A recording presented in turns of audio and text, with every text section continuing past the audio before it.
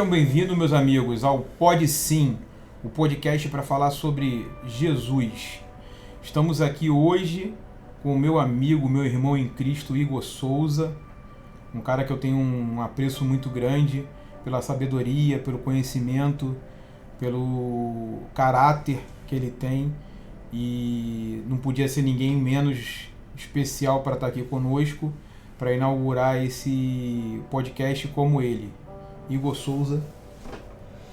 E aí, meu amigo, para mim é uma honra e um prazer estar podendo participar desse Pode Sim, uma responsabilidade para mim sempre grande, seja em qualquer lugar, seja em qualquer coisa, porque vamos estar falando aqui de Jesus, nosso mestre, nosso exemplo.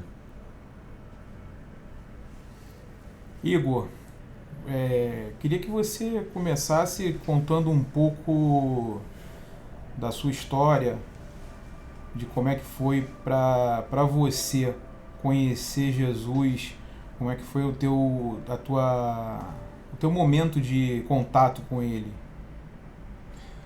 Então, para mim isso começou lá na adolescência, vamos dizer assim, da fase de criança para adolescência. Sempre aquele convite da questão de estar indo à igreja, tudo. Eu lembro muito bem quando nós tínhamos lá os, 8, 9 anos de idade, ou até um pouco menos também. Tinha uma senhora, tem ainda, que ela é viva, né? A senhora com sua esposa, a dona Maria Luísa, com seu Sérgio, juntava as crianças todas da rua. Então o seu Sérgio botava as crianças tudo dentro da Brasília dele, enchia aquela Brasília de criança e levava todos nós para a igreja, né? Levava para lá, para a Igreja Batista Central, em Ricardo de Albuquerque, colocava aquelas crianças ali e dava 2 viagens, 3 viagens. Então ali se iniciou um pouco ali dessa questão, dessa evangelização que ela fazia ali na rua com todas as crianças e com todo mundo. E depois disso, nós entramos ali na parte da adolescência, tudo, ficamos um pouquinho fora ali, mas depois, na faixa ali dos 15 anos, aonde eu voltei ali com a questão de amigos também na época, aí onde iniciou uma questão mais sólida, mais firme, que foi na Igreja Metodista.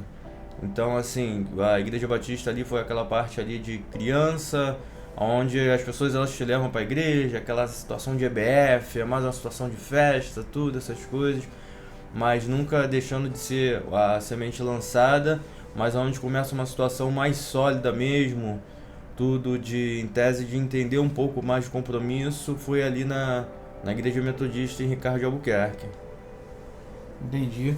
Seu Sérgio, Dona Maria, né? Seu Sérgio e Dona Maria Luísa. Dona Maria Luísa, muito obrigado, porque a semente que vocês plantaram na vida desse cara aqui, ó, meu parceirão, meu irmão, ela tem surtido efeito até hoje. Que é um homem de Deus, um homem que carrega algo diferente. E estou realmente muito feliz, cara, de estar aqui hoje contigo. Estou muito feliz de poder compartilhar desse momento com você. E eu queria te perguntar mais uma coisa.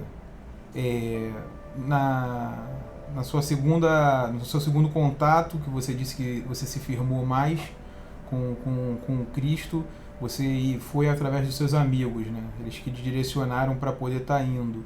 E teve alguém específico, teve alguém especial assim, que foi um incentivador para te trazer de volta e te manter nesse lugar? Cara, não vou dizer a questão assim específica. Eu lembro em tese muito bem, estava na fase de adolescência ali, os 15 anos. Eu recebi em tese o convite do meu amigo Gabriel, o Bi. Aí ele falou, pô Igor, vamos lá na igreja lá, cara, vamos lá no culto lá e tal. Aí eu falei, pô, vambora. Eu lembro que fomos, aí onde ali eu conheci a igreja metodista, então ali tinha na época muitos juniores, na época a gente tinha, como eu falei, tinha 14, 15 anos, então ali esse laço de amizade ali me ajudou em tese bastante a tá se mantendo naquele momento ali. E claro, toda a situação ali de receber um carinho muito grande, que especial assim, da parte do pessoal mais maduro, que foi na época foi do hoje pastor Sérgio e pastora Sheila, que tinha lá seus 30 e poucos anos e guiava aquela questão daqueles juvenis com um amor muito grande. Eles em tese, poxa, tratavam a gente como filhos mesmo, abraçava a gente, sempre abraçou de uma forma muito especial, um tratamento muito especial com todos. Então eu acho que esse tratamento deles tratarem essa juventude, essa parte dessa adolescência como filhos e uma preocupação muito grande, ajudou muito na questão desse vínculo de estar se mantendo. E também não tem como não mencionar a questão do pastor Paulo Velt, né? Paulo Velt, que na verdade no domingo ele vai estar assumindo aí no culto de posse da Igreja Metodista do Meia. Recebi até a questão de uma mensagem dele, temos o contato até hoje. O pastor Paulo Velt com sua família, a Patrícia, as meninas na época, a Paula, Simone, Priscila. Hoje acho que Paula está nos Estados Unidos, Priscila também. Simone acho que está ainda aqui no Brasil. Mas assim, também eram uma forma de tratar com a gente, um cuidado com a gente muito especial. Tanto o pastor Paulo Velt como a Patrícia. E assim, se eu for mencionar todas as pessoas, eu vou acabar esquecendo o nome de alguém, mas ali, a forma como a igreja abraçava a gente, a forma como eles tratavam a gente era absurda, era algo que não tem como você não se vincular, porque assim, esse primeiro contato é muito importante. Então esse primeiro contato deles chegarem, nos abraçarem e tratar a gente de uma forma diferenciada foi muito importante, e isso me ajudou bastante a continuar ali, né? A continuar naquele local. E seguidamente por aí a gente vai caminhando, vai amadurecendo e vai entendendo as coisas, mas nesse primeiro passo, a questão de estar abraçando e tratando de uma forma especial, como filhos mesmo, abraçando, é um fator muito importante mesmo. Entendi, meu amigo. Hoje, Igor, casado com a Tainá, pai do pequenino Natan. Toda essa experiência, toda essa expertise que você conseguiu com essas pessoas que tocaram a tua vida dessa forma, te facilita, né, a guiar ele, a levar ele nesse mesmo caminho para que ele possa crescer em estatura, em graça e poder ser um homem de Deus como você é hoje.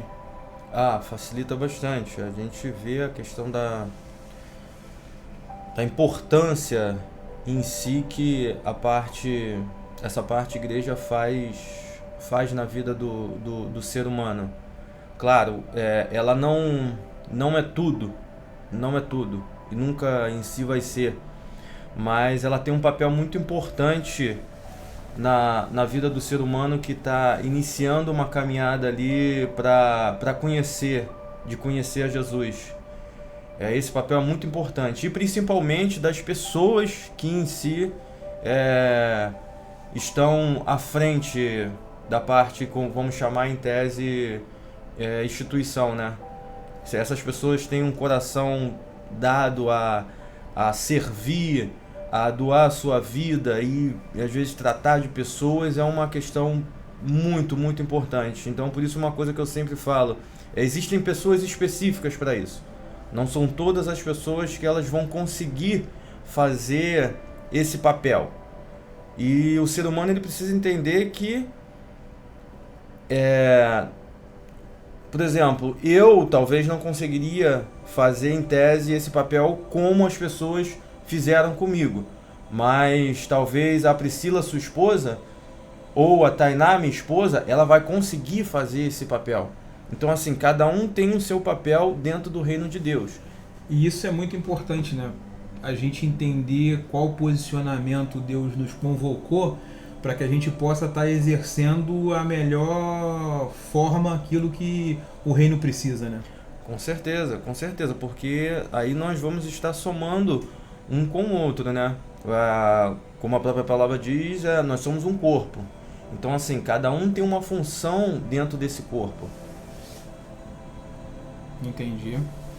E vamos dar uma pausa agora e a gente já retorna já para o próximo episódio desse podcast maravilhoso. Aguarde. Fala pessoal, Davi Alves mais uma vez. Estamos retornando aqui para esse episódio 2 dessa conversa com o meu amigo Igor Souza. E agora a gente vai abrir a parte da conversa mesmo relacionada a Cristo. E ele me trouxe um tema muito especial, algo que eu sou apaixonado na pessoa de Jesus, e a gente vai trocar uma ideia sobre o Evangelho de Cristo. Como é que a gente tem a nossa percepção hoje, né, de como é que isso tem sido levado aos filhos de Deus, e a gente vai falar um pouquinho sobre isso.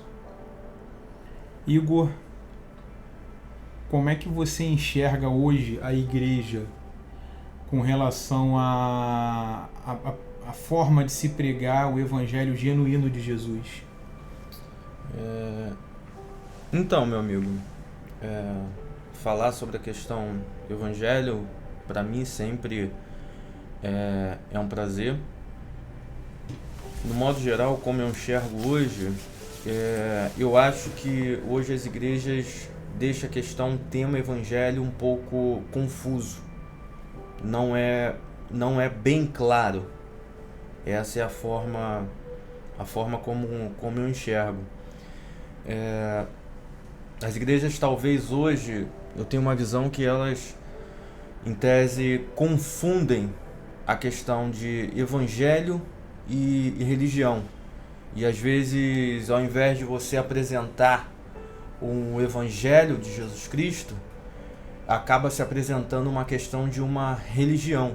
E ao invés de você querer apresentar Jesus e mostrar à pessoa quem é Jesus, fica-se muito uma preocupação de apresentar à pessoa a crença que ela segue e tentar converter aquela pessoa para a crença dela, ou para a parte de crença religiosa que ela acredita. Eu acho que essa é uma situação que pega muito, fica muito confuso hoje, nos tempos de hoje que vivemos em si na parte igreja. Porque assim, evangelho, em tese, ele quer dizer o quê? Boas novas, boas notícias. Onde, não vou entrar em detalhes em si, mas a palavra vem da parte lá do grego. Então vem boas novas. Mas o que é essas boas novas? O que é essas boas notícias? As boas novas é o quê? Cristo, Jesus. Ou seja, se eu vou te trazer uma boas novas, estou te trazendo as boas novas que Jesus nos ensinou, que Cristo nos ensinou. Então, eu acho que é uma das partes da Bíblia onde a gente pode aprender mais sobre isso e iniciar bastante uma leitura, iniciando ali a parte da leitura do Novo Testamento, dos Evangelhos ali, iniciando de Mateus, Marcos, Lucas, João e assim sucessivamente. Entendi. Eu compactuo um pouco dessa visão. Eu acredito que a nossa geração, na verdade, ela vem de uma posição que nós mesmos nos colocamos, né? Onde a gente anseia por algo, mas esse algo tem que ser numa versão fast food. A gente acha que Jesus é igual ao McDonald's, que a gente chega lá, pede o lanche, na próxima cabine já está pronto. E na verdade a gente não entende que a caminhada com Cristo é um processo, né? É algo que você vai galgando com o tempo. e a gente às vezes quer pular a etapa. E quando a gente queima a etapa, às vezes uma ferramenta que a gente receberia na etapa anterior, a gente perde ela e não consegue passar. E aí tem que começar tudo do zero. Então assim, hoje então para você, o evangelho simples e objetivo, que era o que Jesus pregava, por onde ele passava, ele está sendo substituído, ele está sendo deixado de lado. E eu concordo com isso. Tem se enfeitado muito um Jesus, quando na verdade ele é muito simples e objetivo, né? Eu me recordo de todas as vezes que eu lia passagens dele que em momento algum ele fez oração para libertar ninguém. Em momento algum ele se preocupou em falar muito. Ele simplesmente virava, inclusive para aquele cego da passagem lá, que fica chamando ele Jesus, filho de Davi, Jesus, filho de Davi, ele fala, vá que tua fé te curou. Então nem a cura que ele liberou através do Pai para aquela pessoa, ele tomava como sua. Ele sempre transferiu isso para Deus. E qual é a sua visão com relação a isso? Hoje as igrejas, elas não têm vivido aquilo que Jesus falou. Antes dele, ele falou que nós iríamos fazer obras maiores. Que ele iria, mas que nós faríamos coisas maiores do que as que os discípulos viram ele fazer. E hoje a gente não vê a igreja curando enfermo, libertando e trazendo esse evangelho que Jesus, por onde quer que ele passava, ele manifestava. Então, o que podemos em si ver hoje, como eu falei, às vezes é uma mistura das coisas. As pessoas misturando a questão de correndo atrás de milagres, correndo em si atrás de bênçãos materiais, preocupadas em si financeiramente. Às vezes está ali na igreja preocupada, está numa situação dentro da igreja, mas com um objetivo em si financeiro. E às vezes, muitas das vezes, isso vem dos púlpitos também, devido às palavras que são levadas, e isso acaba sendo colocado em si como evangelho, e isso em tese não tem nada a ver com em si com o evangelho. Por quê? Quando iniciamos a questão lá de evangelho, por exemplo, em Mateus, o que é a questão do livro de Mateus? Como é que se começa? Vamos dizer assim, o livro de Mateus, Marcos e Lucas, que eles em tese são chamados ali de evangelhos sinóticos, porque eles são muito parecidos. São evangelhos muito parecidos. Então, quando você lê esses livros, você vê uma semelhança muito grande. Então, ali é bem provável que eles tenham tido a questão da mesma fonte, trago da mesma fonte para ter escrito cada livro ali. Então, assim, eram como se eles tivessem visto a mesma situação ao mesmo tempo, só que de posicionamentos diferentes, né? Sim, porque por exemplo, tem a questão do objetivo da questão dos livros. Por exemplo, Mateus, quando escreve o livro de Mateus, se você for ler o livro de Mateus todinho, você repara que Mateus está escrevendo para judeu. Então ele tinha uma preocupação muito grande em apresentar, em falar de Cristo para os judeus, especificamente para os judeus. Então, apresentar esses Cristos para os judeus. Então, ele cita muito a questão das leis. Então, a linguagem dele é uma linguagem bem judaica. Então, ele tinha essa questão dessa preocupação, trazer essa questão desse Jesus, esses relatos do livro de Mateus para os judeus. Aí você pega Marcos, ele procura apresentar Jesus mais como um servo. Às vezes, quando você pega no livro de Marcos, parece que tipo assim, Jesus faz um milagre aqui, daqui a pouco passa um segundo, ele está fazendo outro milagre, daqui a pouco ele está ajudando o outro aqui, e parece que Jesus ali é onipresente, está em todos os lugares, sai de um milagre, vai para outro, sai de um milagre, vai para outro, sai de um milagre, vai para outro.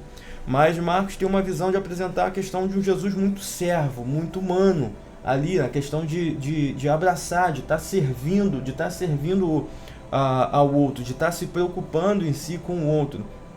Lucas, ele já é mais detalhista, já é uma situação mais detalhista.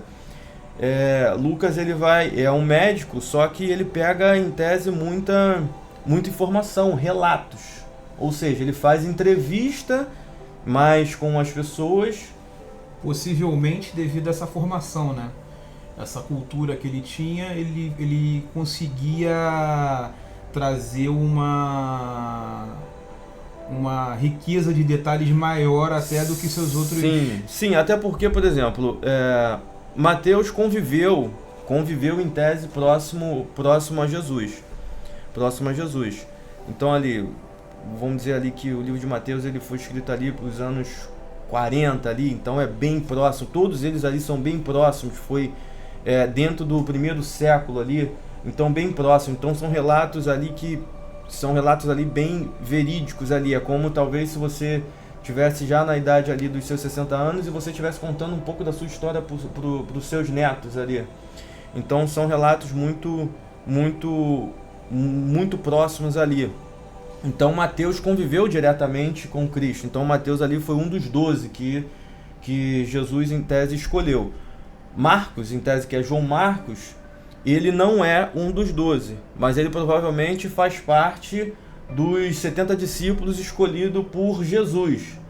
Também tem lá em Lucas 10. Ele escolhe em tese os 12 e depois faz a questão lá dos escolhidos dos 70 discípulos, que ele manda 2 a 2 para ir pregando em si o Evangelho. E Lucas, a parte ali, dizem que Lucas ali não teve contato diretamente com Jesus. Não vou te afirmar, mas eu acredito também que ele não teve contato. O que ele tem em si de Jesus é porque ele era amigo de Paulo. Então, por ele ser amigo de Paulo, tudo, então ele teve essa parte desse contato aí através de Paulo. Então, a partir daí ele começa a fazer essa questão desses relatos, como a Bíblia mesmo cita na questão dos ensinamentos ali da parte de prefácio, tudo. Lucas era um médico.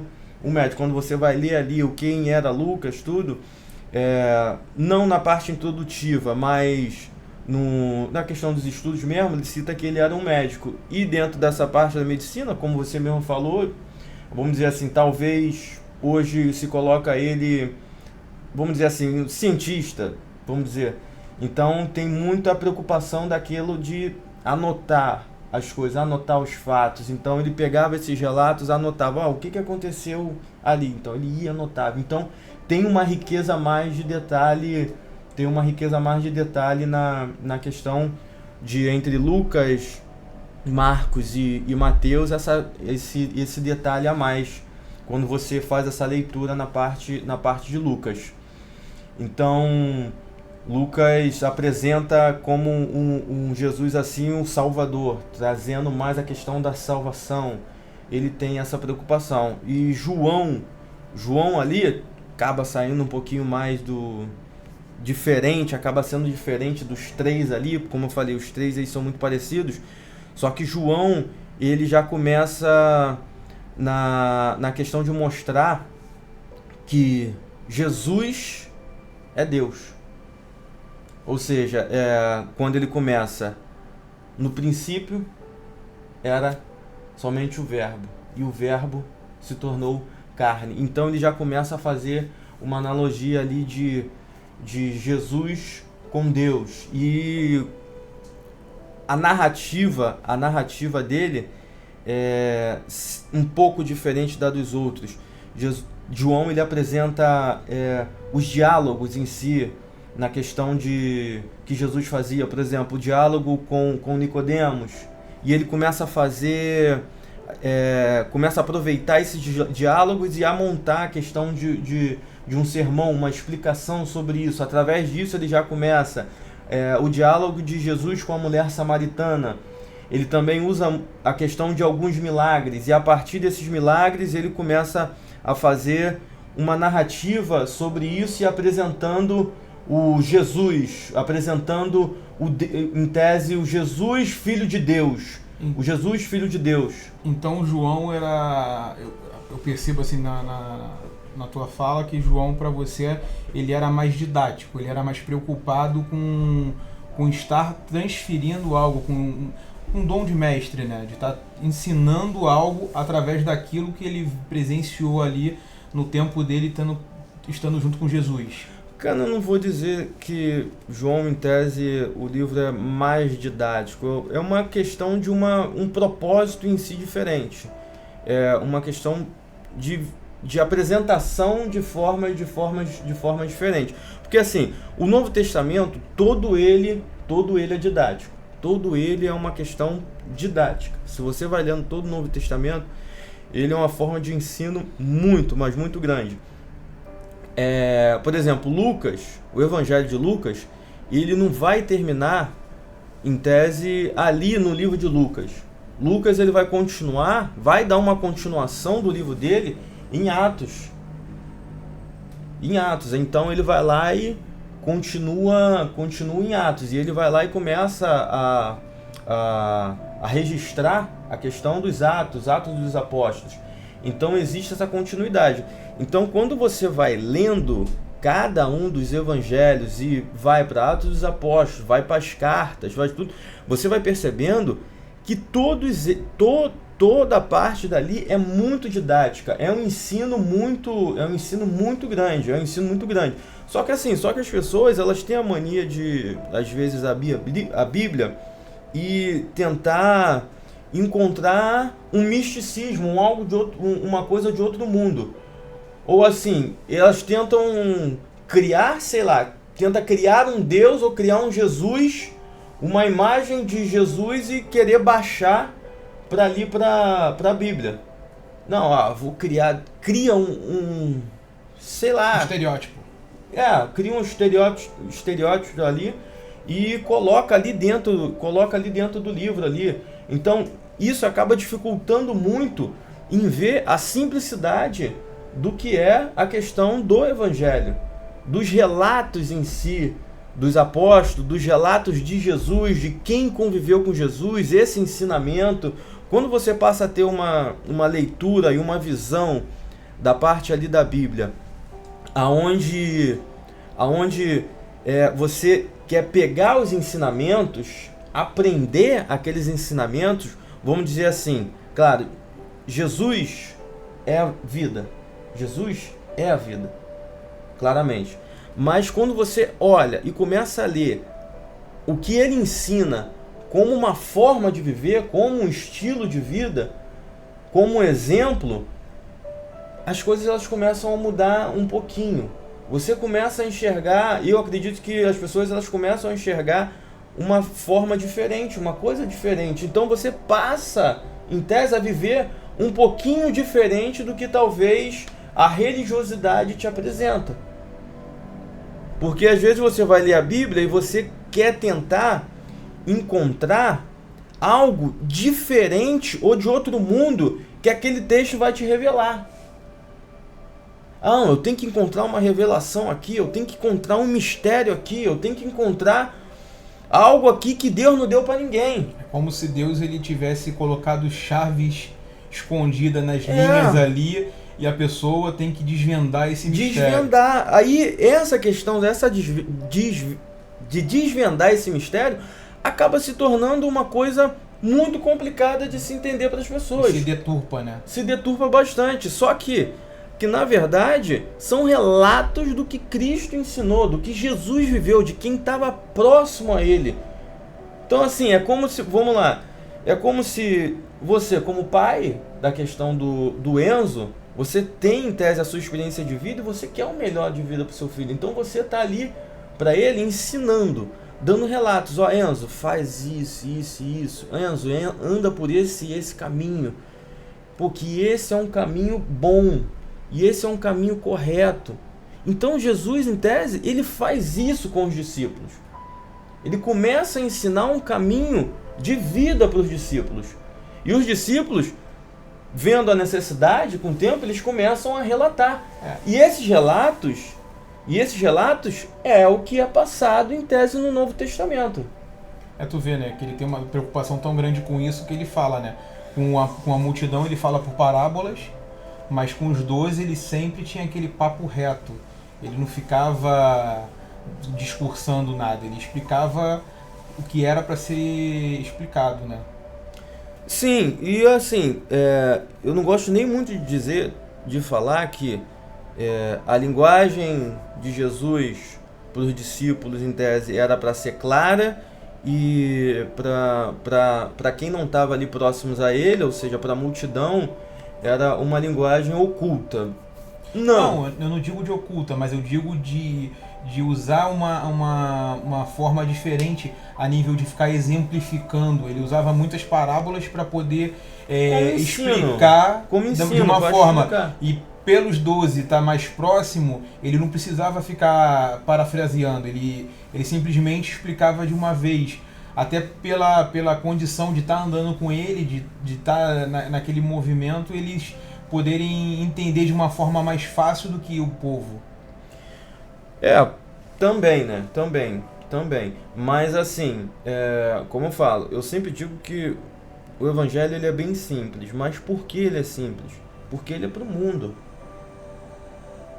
Ele é para o mundo. O evangelho ele é tanto para a questão das pessoas que são alta sociedade, que tem um estudo mais avançado, mas também para aquele que tem uma condição menor, que tem a questão de uma capacidade de estudo menor, não tem uma questão de uma mente talvez mais avançada academicamente.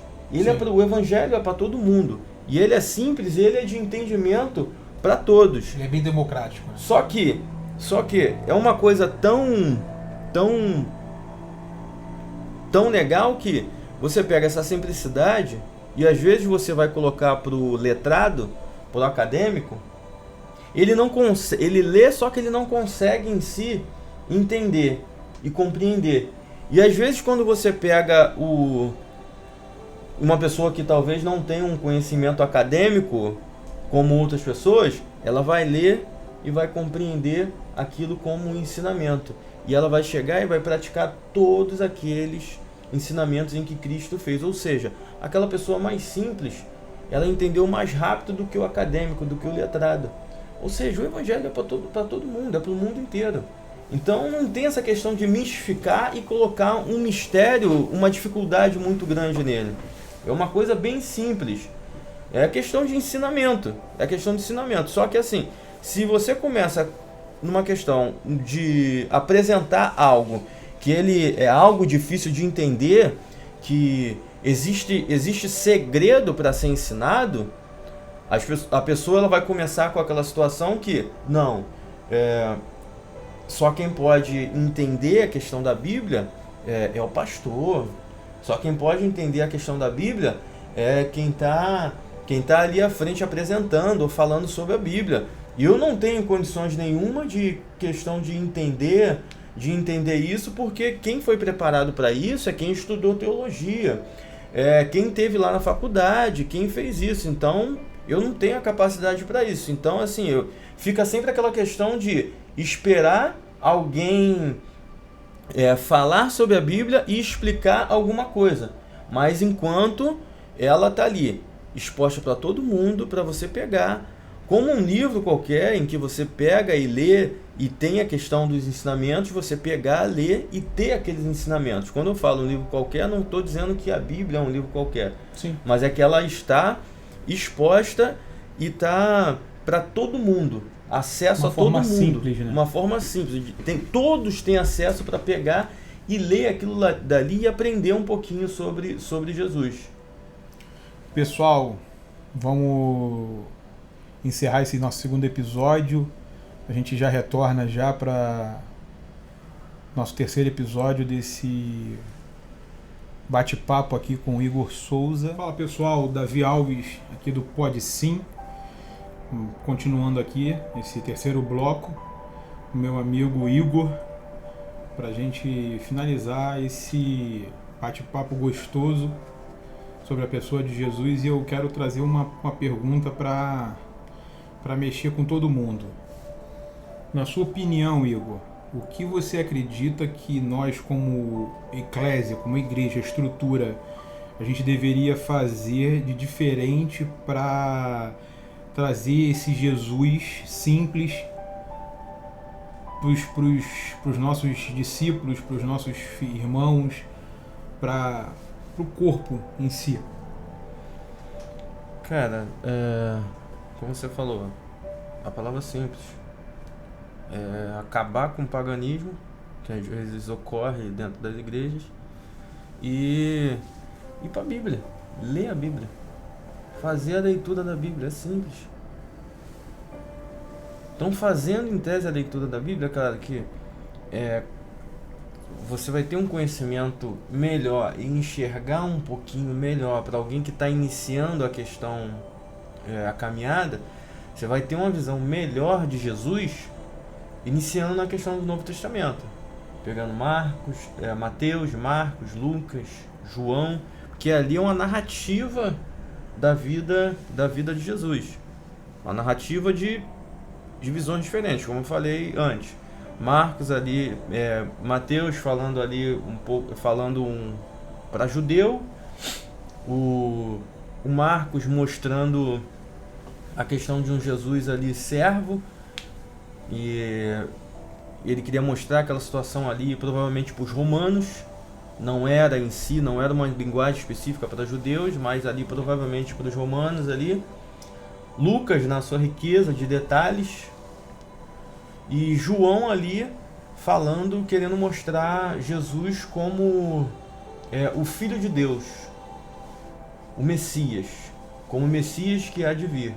Então, assim, a partir disso daí, as pessoas elas conseguem ver a questão de Cristo Jesus de 4 pontos diferentes, de uma forma diferente, mas que é o mesmo Cristo.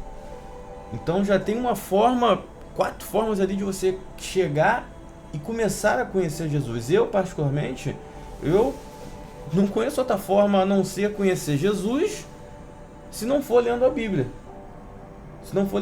Senão daqui a pouco é aquela situação, como eu falei, a questão acaba se criando um culto pagão, que as pessoas às vezes não lê a Bíblia, nada da Bíblia, e querem às vezes conhecer Jesus através de o quê? De uma revelação, que Deus vai me revelar isso, que Deus vai me revelar aquilo, que Jesus vai me revelar. Aí começa a questão de as invenções e a bagunça na cabeça das pessoas. Não que eu não acredite nessa parte de revelação, profecia, essas coisas. Acredito sim. Mas nos tempos de hoje, é um assunto que precisa ser tratado dentro das igrejas. É um assunto que precisa ser cuidado dentro das igrejas. Porque essa parte de revelação, profecia, às vezes acaba caindo para uma parte de paganismo do que propriamente do que a Bíblia fala sobre revelação e profecia. Mas esse é um assunto, talvez para outro dia, para a gente conversar sobre isso e sobre essas coisas. Então, assim, na tua visão, as pessoas elas têm trafegado dentro das igrejas, né, das casas de oração, de uma forma a não levar tão a sério os dons e estão preocupados mais com o resultado. Porque assim, cara, na verdade, hoje é muito difícil você encontrar ensinamentos sobre isso. O que acontece? O que acontece hoje? Virou um costume. As pessoas somente ouvirem o que vem lá em tese do altar, só que não buscam em si... Não checa nessa informação, aprender, realmente... ter a questão do ensinamento. Antigamente tinha essa questão que eu acho muito legal, assim, que era a questão da escola bíblica dominical. A escola bíblica dominical era uma situação em que era voltada para ensino da palavra. O que hoje as pessoas às vezes chamam, que faz aí talvez de escola ou estudo, isso já era feito na escola dominical, que era separado por classes a cada idade. Então ali, onde lá eu comecei lá também, ali na igreja metodista. Então ali era tudo dividido na faixa de idade, então tinha a classe das crianças, a classe dos adolescentes, a classe dos jovens, mulheres, homens. e cada um falava de uma linguagem. Então você apresentava a questão do evangelho para as crianças, então as crianças elas iam crescendo e passavam para a fase da adolescência, depois para a fase da juventude, aonde vinha a questão da parte do amadurecimento ali, como homem ali e tudo.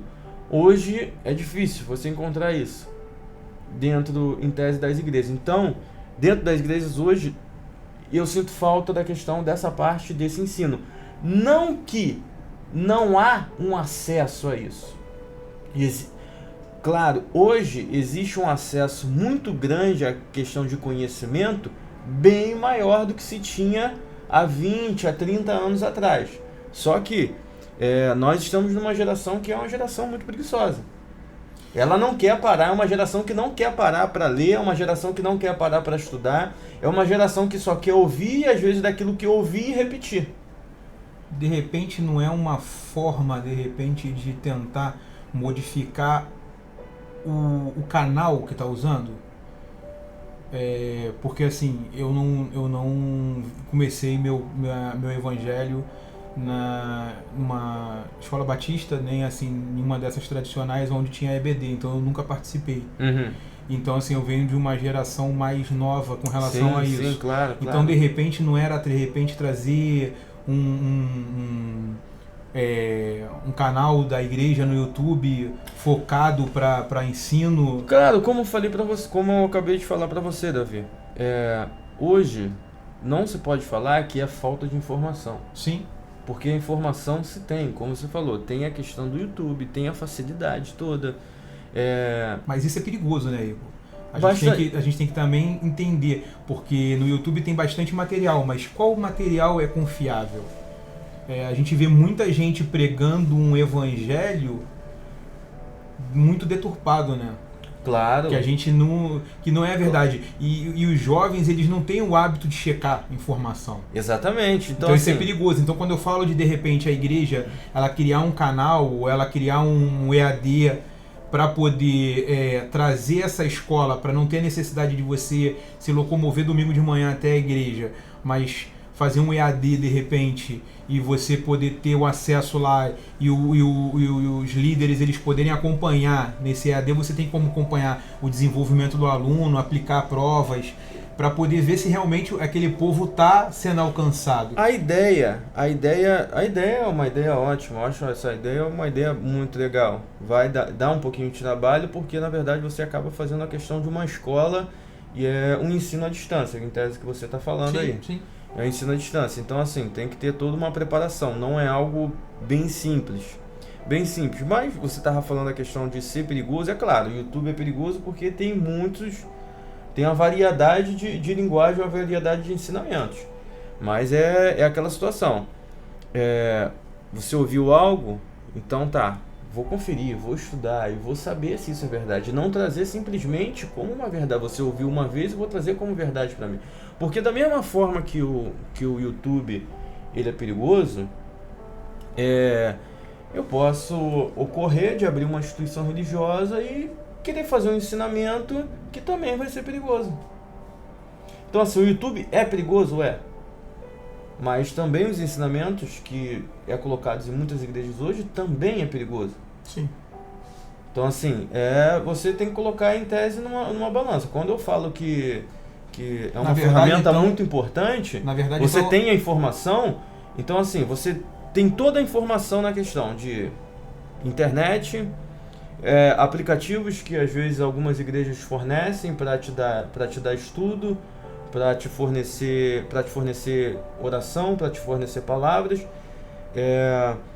Tem a questão de livros, todo um mundo de informações onde você pode pegar e estudar. Tudo isso é perigoso? Por quê? Tem visões diferentes, tem formas diferentes de enxergar um ponto ou outro teologicamente. Mas aí é onde você vai parar, analisar e ver. Pô, isso aqui cabe, isso aqui não cabe. Mas assim, aí a gente já está entrando num assunto que já é mais a questão teológica, divisão teológica, todas essas coisas. Então assim, como a gente tem uma questão de tentar apresentar um evangelho simples, em tese de Jesus, a minha fala é, ó, quer aprender sobre Jesus? Lê o Novo Testamento. Lê a Bíblia. Não, é a melhor forma de você apresentar Jesus para uma pessoa. A fonte mais segura, né? Relatando os fatos dele, relatando tudo que foi registrado pelos seus discípulos, relatando tudo que foi registrado por quem teve naquele tempo. Não só a questão ali de Jesus, mas também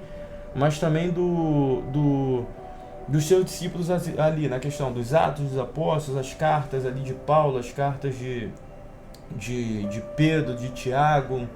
Então, todas elas. Então, assim, a forma mais simples é lendo, simplesmente lendo, aonde todos tenham acesso. A partir daí, dessa leitura, que aí você vai buscando a questão de se aprofundar um pouco mais, entender um pouquinho mais, tudo, essas coisas. Mas para o novo convertido, é leitura da Bíblia, fazer ele ler a Bíblia. É a melhor fonte, né? É a melhor fonte mais segura. É a melhor não fonte. Tem controvérsia, não tem controvérsia. Não tem nada deturpado. Não tem nada deturpado referente a isso daí. E referente a milagre, bênçãos, seja ela material, espiritual, financeira, essas coisas, isso tudo é consequência. As demais coisas, né? É consequência. A minha preocupação sempre é fazer a pessoa enxergar os ensinamentos de Jesus ali na Bíblia como algo primordial que não pode faltar na vida dela. E que é inegociável. Claro que é inegociável, mas assim, vou ter falhas? Você vai ter falhas? Sim. Sim, vai ter falhas. Mas os ensinamentos estão ali para você chegar, parar, pô, errei aqui. Caramba, errei aqui, mas aqui, ó, vou começar aqui novamente. Porque eu estou pegando o exemplo de vida que eu quero para mim. E qual é o exemplo de vida que eu quero para mim? O exemplo de Jesus, o exemplo de Cristo. Eu quero levar a minha vida assim. Eu quero apresentar esse Jesus. Então, seguindo isso, pelas suas atitudes, automaticamente, você já está apresentando a Jesus para uma pessoa. Sem necessariamente você querer parar para pregar ou fazer alguma coisa para alguém, ou querer mostrar, ou querer falar alguma coisa para alguém. Então, assim, Bíblia. Não tem outra forma. Estamos encerrando aqui o terceiro bloco desse podcast fantástico com meu amigo Igor. Pode sim. Não esqueça. Fala, pessoal. Estamos entrando aqui no nosso quarto bloco. Infelizmente é o último bloco desse episódio maravilhoso com o nosso amigo Igor, que veio aqui para nos abrilhantar com o seu conhecimento, com a sua sabedoria que Deus tem derramado na vida dele. E para considerações finais, eu passo a bola pro meu amigo. Para mim, cara, foi de enorme prazer estar aqui com vocês comentando sobre isso. Pensando assim, a gente está falando sobre a questão, uma ideia de um evangelho simples, algo mais simples que é apresentado, mas às vezes as pessoas elas podem ter a ideia assim, tá apresentando um evangelho simples, que diz que não tem mistério, então esse Jesus então é simples, ele é pequeno. Não. O simples, em tese, é a questão de entendimento, do que você, da onde se pode acessar. O simples, a ideia é do quê? Onde todos podem acessar. Não é algo misterioso e que é tão difícil, que é onde só os acadêmicos ou os preparados podem acessar, ou os formados em teologias podem acessar. Não, essa é a simplicidade de Jesus. Essa é a simplicidade desse evangelho que eu gosto de apresentar, que todos têm acesso. Só que, ao mesmo tempo em que Jesus ele é simples, ele tem acesso a todo mundo, esse evangelho ele não cabe em si numa caixinha onde você pode reduzir ele. É simples, porém não simplório, né? Ele é uma imensidão de coisas, uma imensidão de riquezas que pode ter que tem para nossas vidas. Então assim, é algo muito rico e essa riqueza é imensurável. É imensurável. Então assim, ao mesmo tempo em que ele é simples, bem tranquilo de acesso a todos, ao mesmo tempo, no tamanho de riquezas que ele pode trazer para a gente, não cabe. Não existe um reducionismo para isso. É uma questão bem imensurável do que Cristo tem para nós. Cara, eu acho que vocês que estão aí, vocês também observaram, né, durante todo esse episódio de hoje, algo que eu percebia e eu fico apaixonado nisso. Você falando de Jesus, cara, a gente vê um brilho nos teus olhos. É algo que, assim, é cativante. Eu sinto, assim, um algo diferente. É um testemunho de alguém que realmente é apaixonado pelo que faz, que é falar sobre a pessoa dele, e isso me deixa muito feliz que esse tema tenha sido escolhido. Eu fico muito feliz que tenha sido você a pessoa. Nosso primeiro episódio desse podcast, o Pode Sim, com meu amigo Igor. Tô muito feliz de tu estar aqui, cara. Muito feliz mesmo. Obrigado, cara. Obrigado mesmo.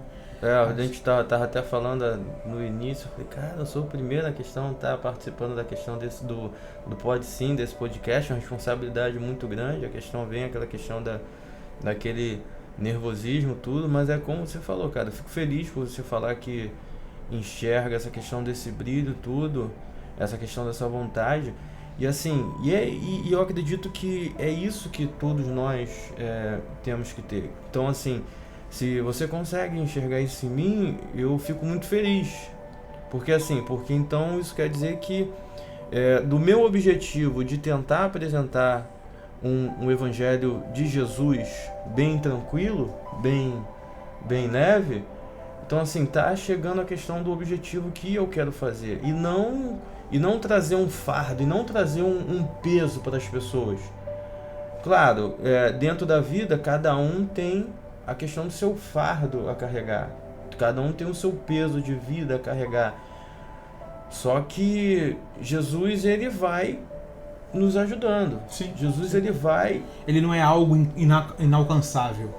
Exato, então que assim... alguns pregam ele de uma forma, né, que parece que é algo traz que um peso, a gente não consegue chegar. Onde o acesso é impossível. Cara, mas não é. O acesso não é impossível. Não é impossível a Jesus. É a mesma coisa, por exemplo, eu fico lembrando da questão da passagem da mulher do fluxo de sangue. Cara, a mulher do fluxo de sangue ali, pelas leis judaicas, ela não podia encostar em ninguém podia encostar nela, porque em tese ela estava impura. Ela não podia estar na cidade. Ela não poderia estar ali de forma nenhuma. Tudo, mas dentro dela, no interior dela, ela acreditou que, se ao menos eu tocar nas vestes dele, eu vou ser curada. Ao menos tocar nas vestes deles. Então o que acontece? Quando ela, simplesmente o ato de fé dela traz em si a cura para ela. Isso que ela, de alguma forma, ela conseguiu ter o acesso a Jesus. Ela ouviu, sem dúvida, ela ouviu relatos na época e ouvia falar, porque se falava muito do que Jesus estava fazendo. Então, o de ouvir falar, ela trouxe aquela esperança e trouxe aquela fé de que Jesus poderia em si curar ela. Então, esse ato dela de acreditar, de gerar dentro dela essa esperança e essa fé, fez ela ser curada. O que, muitas das vezes, o que acontece? As pessoas já não conseguem gerar essa fé. Elas esperam que um poder de alguém que está ali na frente vai fazer ela ser curada, ou vai fazer ela ser abençoada, ou vai mudar a vida dela. Só que o ser humano, ele precisa entender que é uma questão de escolha, posição. Não, eu escolho isso para minha vida. Eu escolho Jesus para minha vida. Enquanto as pessoas não entender que Jesus é a razão dela viver, é o motivo dela viver, é a parte específica da vida dela, é o exemplo dela viver, ela nunca vai conseguir ter esse acesso. Pela misericórdia de Deus, as coisas podem acontecer, sim, podem acontecer, mas ela nunca vai ter, em tese, esse acesso em que a mulher de fluxo de sangue teve. Uma mulher simples. Que fez algo simples. Entendeu? Pessoal, a gente vai encerrar aqui. Não deixe de compartilhar, não deixe de seguir nosso podcast aqui no YouTube. Pode sim, hein? Pode sim, pessoal. Não deixe de deixar seus comentários. Se você tiver alguma pergunta para o meu amigo aqui, Igor Souza, deixa lá os comentários lá, deixa sua pergunta, eu vou passar para ele, ele vai responder e a gente responde vocês. Fiquem conosco dia 5 de fevereiro, próxima segunda-feira, às 19 horas, mais um episódio do nosso podcast, o Pode Sim, com mais um convidado especial. Cara, tamo junto. Prazerzão estar aqui contigo, te amo do fundo do meu coração. Prazer é meu, cara. Uma honra estar aqui. Vamos pegar outros temas e vamos bagunçar esse Brasil aí. Tem, não só eu, não, tem amigos também que, se quiser eu posso, a questão tá trazendo aqui, te apresentando, onde vai falar e você vai gostar. Não, com certeza, vai gostar bastante e seguindo em tese essa simplicidade, sem mistério, sem bicho de 7 cabeças. Aqui embaixo vai aparecer o sininho também, importante, não deixa de marcar, para toda vez que tiver um vídeo novo você ser notificado. E até a próxima, pessoal. Pode sim, vem com a gente. Pode sim, você pode sim.